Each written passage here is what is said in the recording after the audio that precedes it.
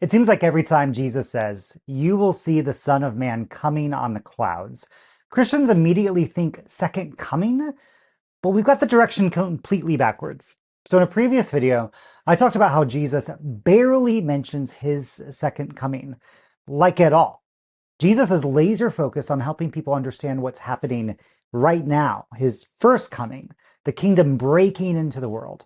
But then Jesus will drop phrases like, "You will see the Son of Man coming on the clouds of heaven," and suddenly everyone's building rapture timelines and stocking up on canned goods. Here's the thing though, Jesus did not pull this phrase out of his butt. Jesus is quoting Daniel chapter 7. And if you actually read Daniel 7, the prophet is having a vision where he is in heaven watching the Son of Man approach God's throne. The movement is from earth to heaven, not the other way around. It's like we've been reading the GPS directions upside down the whole time. So look what Jesus says in Luke. From now on, this is at his trial, Jesus says, "The Son of Man will be seated with God the Father."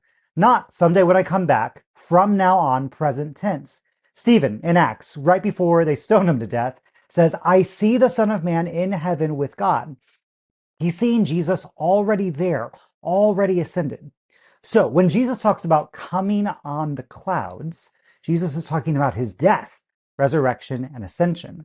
The very thing that looks like defeat, getting executed by Rome, dying on a cross like a common criminal, that's actually where the kingdom truly begins. It's the big bang of new creation. It's the ultimate plot reversal. And the gospel writers are being intentionally subversive here. They're taking all of this royal, imperial, apocalyptic language, clouds of heaven, angels, and nations mourning, and applying it to what nobody expected: God dying on a cross. It's like describing a homeless person as arriving in state because they're riding the bus. The irony is intentional. But there's more layers to the onion. Jesus is also thinking like a Middle Eastern prophet, where time isn't just linear. Remember how the Old Testament talks about the day of the Lord. This wasn't just about one 24-hour period. It was the sweeping movement of divine action that could unfold over years. In the same way, Jesus' vindication happens in stages. Yes, there's the resurrection 3 days later, but there's also what happens 40 years after his death, when Jerusalem gets destroyed. All those warnings that Jesus gave the religious leaders. If only you had sought the way of peace, this wouldn't happen.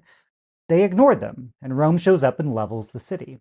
And of course, that's not because God wanted Jerusalem destroyed. It's because Jesus saw where their current path was leading, tried to warn them, and they wouldn't listen.